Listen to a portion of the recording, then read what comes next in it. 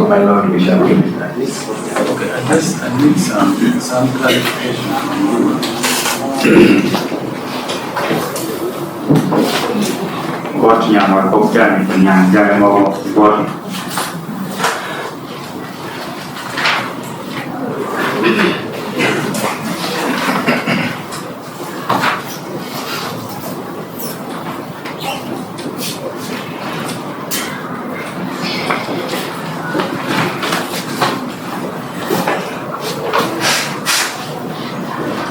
You answer if you know or you don't know. Wrong gum of change your new your thing.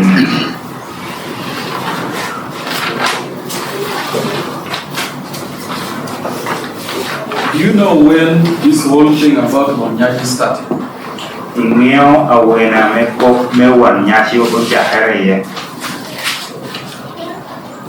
Now, Yes, I know. Jahara away. that was 2012. 2012. So before 2012, there was nothing called wonnyaci in the whole of Lango as a tribe. I'm going to get up in you. Territorial man will get to know Jahara. That's not the question I'm asking. Okay. I'm asking a title called wonnyaci in Lango, when did it start? The That's the position. question I'm asking. Me wonnyaci ni Yorom me wonnyaci ni Jahara awene yilao kan Achaloro. Jahara Chon Madam Konya. So you don't know. I don't know.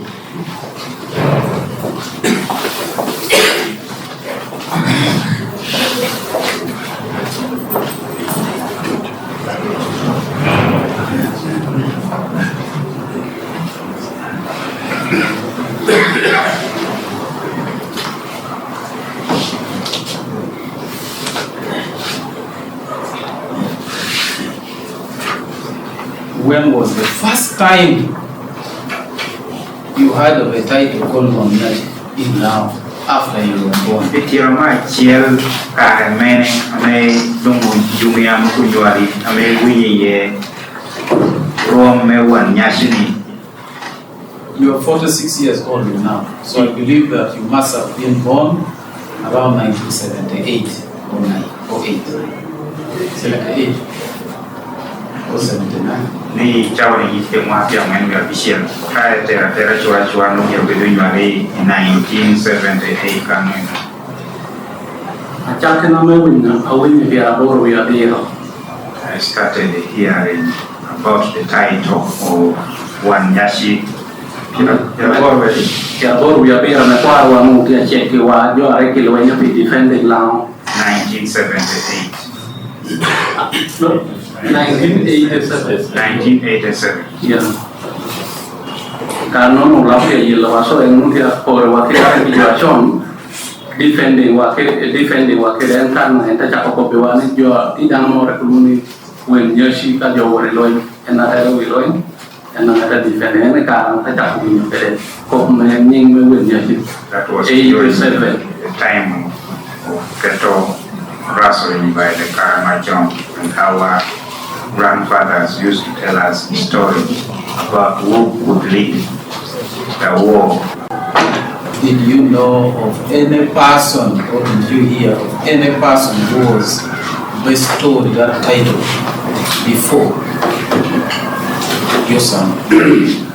Ningeo ngatamobilu tiu achalo wonnyaci amekuyo yusamudul otio achalo wonnyaci. Natoro otio ichwana achalo wonnyaci apuyo ferro yusamudul koma achalo wonnyaci. Awin yang orang mau pindah kota. I've heard some of the names that I was told. Pikor nga nini bocah metro winyi nyongeyo. Dah orang-orang mana Engor. One called Engor. Tanah Engor Ben. I don't know whether Engor Ben. Tanah orang repotel. John namanya mungkin luno, mungkin loket tapi dia mau Indonesia ni kan anjing Indonesia ya. I also heard about Okelo Oket. Kedua kedana ya lu ya. forgetting one other person or other persons. You know how those persons will be elected under the now culture.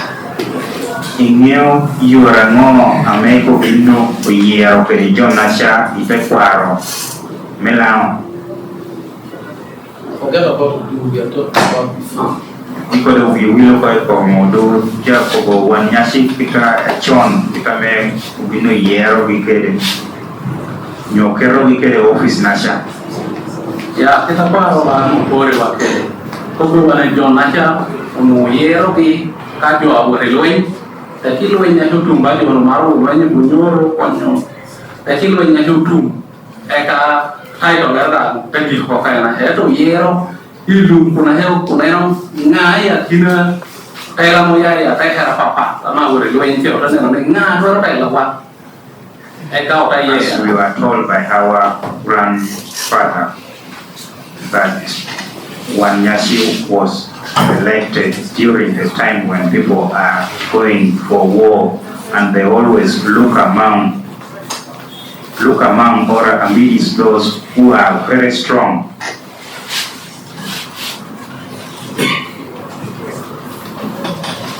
So who would be elected?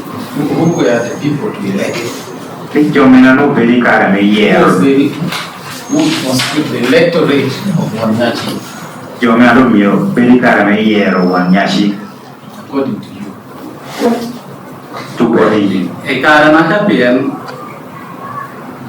Karena mu yo amawuri loin enayero eto mane karena awan loin peni. Let's go slow. When you go for war, there are leaders of war, there are fighters. In any war, there will be leaders and fighters. Are you saying that the fighters would elect the wonnyaci for purpose of that war, or only the leaders of the war would sit among the commanders and say, this one is going to be our overall commander? That's what I want to know.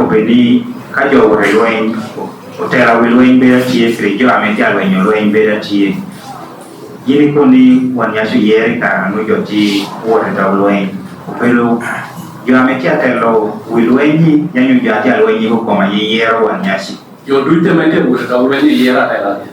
All people who are going for war, they elect their leader. Did you say that once the war is over, that title ceases to exist? Iko ni mano kalwenyi do tumo iko romara mo kedi ko ngarunda dikyo mikuno. Yeah, we hope I want to help. Yes, it cheeses from there. So there was no institution called the institution of wonnyaci. It did not exist according to you.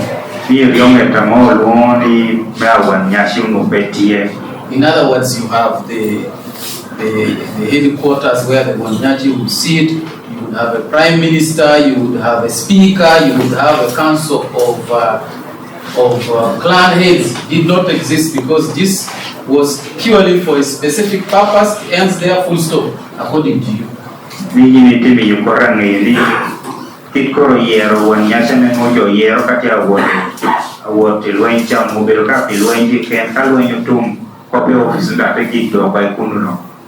Yeah, no better to enter military school so here. Yeah, I'm also there we're training job. But there are also military trained people. That military training, was it under the leadership of the wonnyaci? For the war. Leadership ne ono tie pilano ama kialo no tichu agere kialo no tie kana laptop kan no wenda kial no titu tukane no tika five training school a bit. There were 5 training schools. These training schools are for the government or not? Understand it at all? Karena the government no pay. Training you taking you mo kana rama para your training. Maybe that when being cut to maybe that when better we recommend you no pay to work. At that time there was no government. Maybe let me put it. How was the Lao as a tribe organized? Did you have chiefdoms? How was the sense of organization? Because now you're saying you are a clan leader. So were there clans that time? So yes. These military academies, were they for the clans, individual clans, or for everybody? So who would lead? You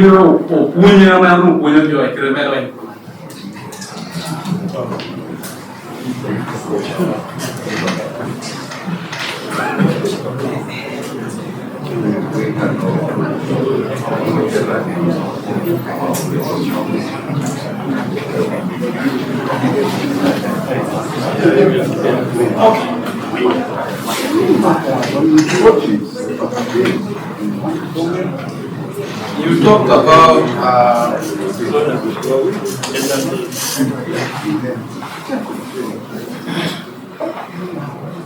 the Constitution. You made reference to Article 8.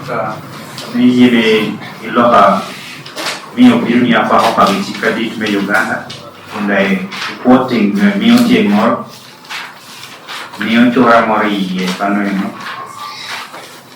Council, you remember the article 246. Sorry? 246.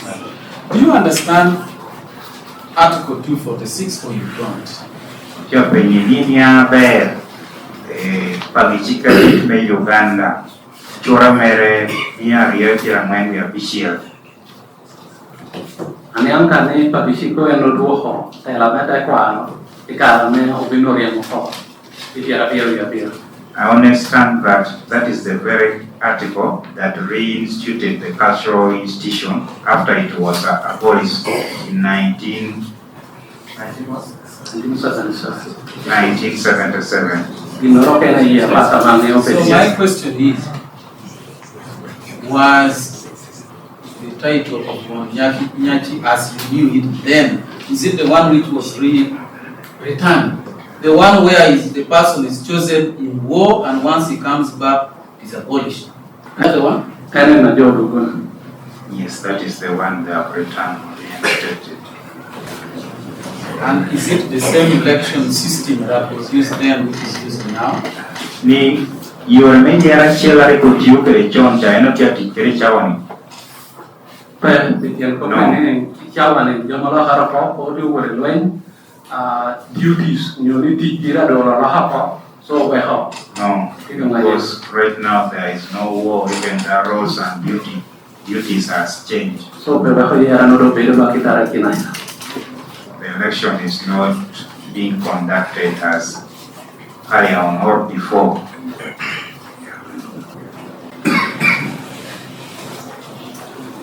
So this is now a different thing, not what was existing before.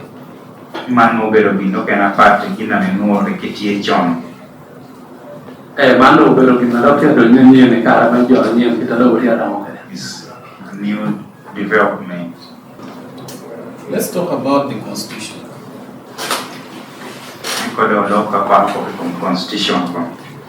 Do you know how this Constitution came? The very first Constitution governing cultural institution now, or by whatever name called. When did it first come? And which one was it? Your Constitution war teach you tell rionget me te par now you more kendo jao katu impresa wene mwa me kareme jao beda ti kareme Mora mana na mo bindo kero kede esa inensio shamaduri bi aneno no kate e dunia riwate ene na mo 2017 kate mamenda kwa that brought the leadership of silence. Yusamuduri was in 2003. Later on it was amended. Amended in 2017. Amended in 2017. Who made this constitution of 2003? ni chik memoat mia rio adeke na yamo binu cho pero tela ma yero o yo cho pero yo mo bino yero to shamo duri bi me kete come kana ja those who were elected Yusham Odo be at that time. They are the ones who made the constitution. Tikina yo binu cho tikasha. yeah kena na cho Yes. Do you know who they were or what positions they were holding? Ingeona gino nuo bedo kere Roma mo ame gino nuo tie ujoyo gini kere tikasha. yo na mo bedo bitong They were clan leaders ka mo re no to bracket to Biton. ipeke dino na ta ta mo ne yera ka yero la mo tu shimya yen yera mo bitong atendo bino yero bino kela anu beru ho la Due to some problems that cropped in. Tukano gani mo? ora ta mo kene ora yo bo tika me ko ne la mo du shu yere ko bi They made an amendment which provides that They made what? they made amendment within that constitution. Amendment within which constitution? 203 or 2017? 203 to bring 2017 Is it an amendment or the Judgment 2023 or the back on the majority here, you had the amendment in 2017. My wife could go to Bulu. Yes, and I you are out there. Because of some loopholes within the 2003 constitution, it was amended to ensure that Yeah, it was amended to ensure that if you are an adult, that is to say, if you are 18 years and above, you are eligible to vote. As you say, this is a new development. Is this part of, would you then say this is part of now culture, or this is just something now new which you are adopting? Kita neko ke ni man kinapotia kato pero dinanyene, rongko ni mano pero nyo pate te kwa melawen, pero mata para mela because being a lot no roles be changed at a para it's part of the According land. to you, culture, how does culture come in? According to you? Because if we also elect LC5, that is also culture? Ni kada mo yero, ya manapit mo da mo pero te kwa no. That is government culture. So how does culture come in? You don't te kwa bini yeni mo. According to you, when do we say this has now become culture? Ni orang ko boni gino ucha hoda kodo pero te kwa ni mo cha hoda ko te kwa ni mo. Yura mo ame ucha hoda ko pero te kwa. Ena me ko tia penyo. Tại quả mà nó bên này cao vào như là thay là wa mà thay là vì thay khai là cái điều mà thì làm nó cái điều We elect our leaders. quay ho tại quả nó được Who leads those within and in diaspora. quay ho tại quả nó được bên được cái chuyện đó bên tại quả nó về nó cả bên tại quả nó cao về rồi còn đúng bên được This culture of election doesn't take place time and again. Election is always conducted once and it stays for some time.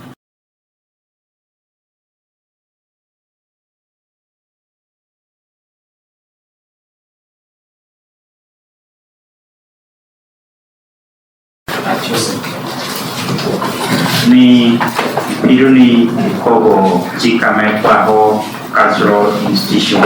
Inyo Chikame Kwaho Kopekong Doro Tela Mete Kwaro. Inyo Kitame Chiku Kogo Pera Kwaho Yero Tela Mete Kwaro. Tela Mete Kwaro atau What it states, you know? Moame Chiku Kogo Chikame Yini Ikogo no Bero Chika Ame Doro Tela Mete Kwaro. Noi Kogo Chikame Doro Tela Mete Kwaro. Chia Yinti Mori Ye Kunu Section Neri Ye Kunu Ame Yini Geo Ame Kogo ni year mete kwa nyoro beda mana. You know. You know your paying. So I guess you would not also know whether the act provides for a constitution being made and under which you can have a wonnyaci appointed. You found pero neyo limano yung chik pa chikadit may Uganda pogoni wonnyaci ramo year. Using a constitution. Umweti pa chikadit may Uganda man constitution apati chiko peno ni. Kini mondo belo pa chikadit me pero pa chiko ni beshu ka chiko ni siya me belo korot. I don't know.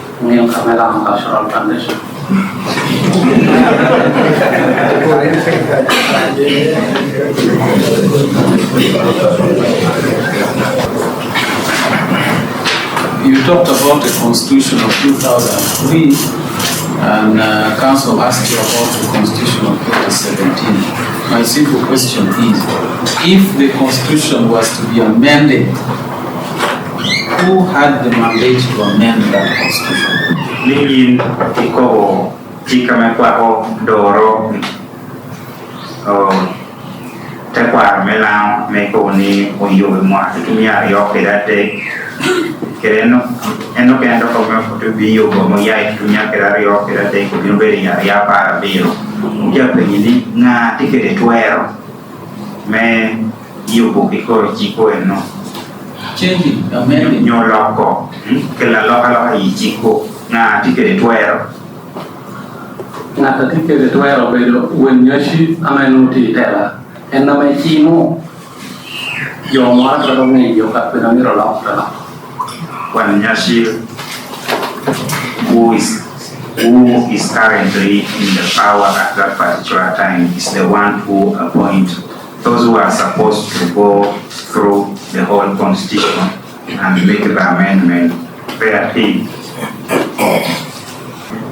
And you are saying that no appointment, is that what you're saying? Itiko wani kwa bino chimo yo amenu miro yo chiko eno You don't know. yanyo pengyo. obino chimo jomoro. Some people were appointed. But you don't know whether they actually did the work. Process. They did not complete the process of amending the constitution.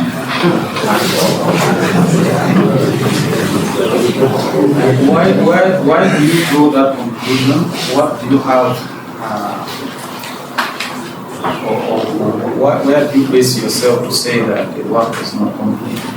Ngomi ko ni gin po beauty of it tiki nyo dogi ko mo bino miyo me yo constitution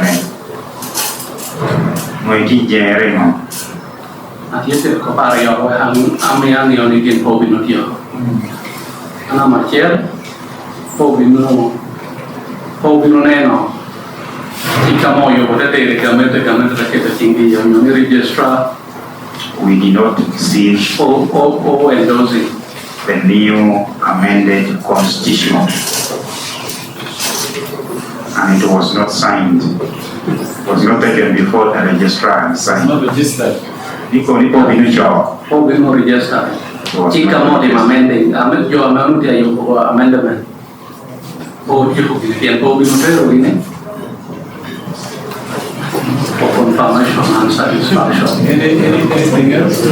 You cannot be able to make it. Sino te namageo But the choyo, the constitution may choyo. You cannot be able to make we go to team American. wonnyaci amati lot po bino for the The current wonnyaci did not endorse or assent to. Okay, that's all. The Carabinian and Okii Thank you. You are discharged. from the war team We shall continue tomorrow.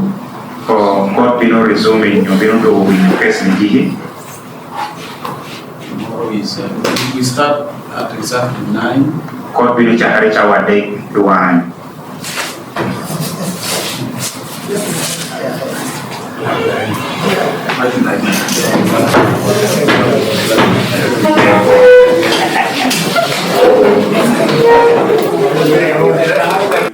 moyai tunya kera rio kera dek biro beri ya bara biro.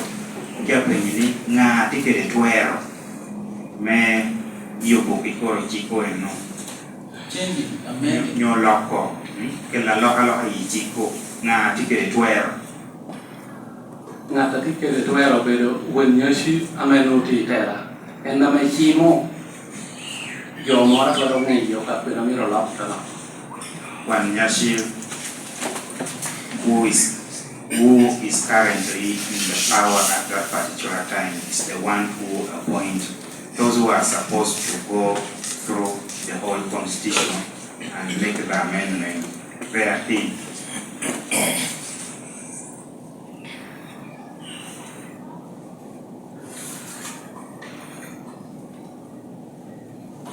And you are saying that no appointment, is that what you're saying?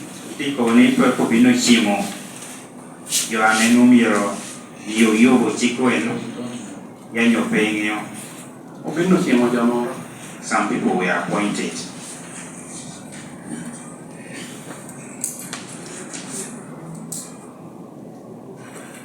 But you don't know whether they actually did the work. Order the process. Inyo kanyo tio gentiji yanyo potio. Order. They did not complete the process of amending the constitution.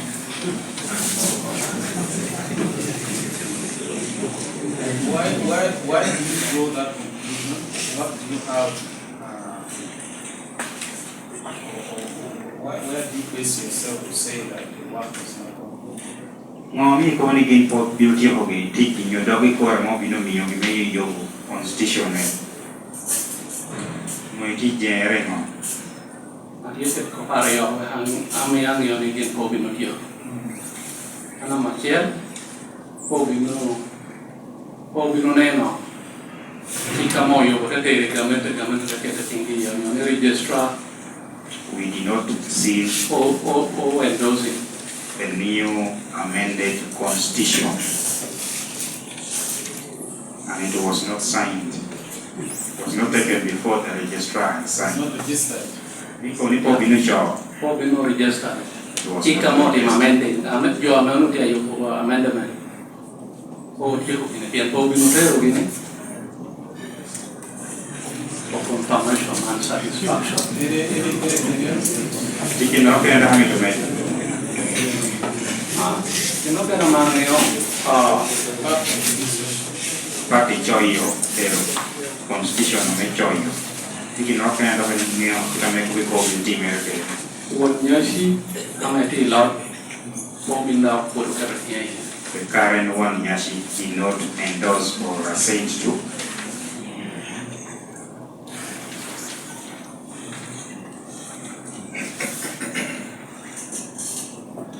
Okay, that's all.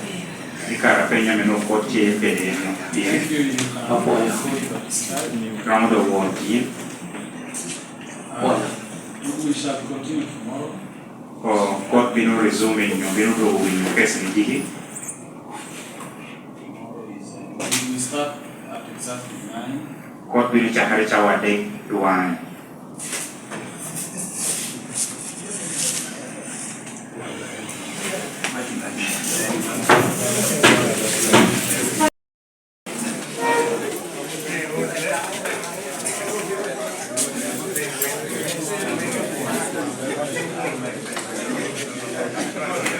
Thank you for watching Lango News channel. Please subscribe for more updates.